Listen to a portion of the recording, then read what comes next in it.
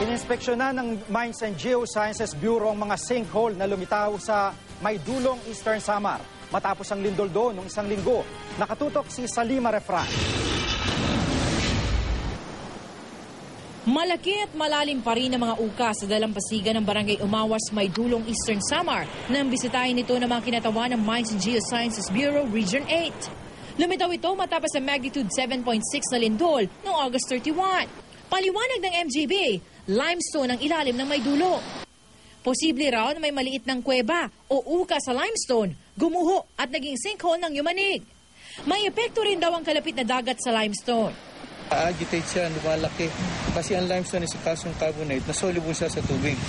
Once na lumaki yung kanyang butas at nagkaroon ng earthquake, so definitely magkakaroon ng kanyang epekto. Delikado raw ito kung nangyari sa mga bahay. Pinapayuhan din ng mga residente na huwag lumapit sa butas.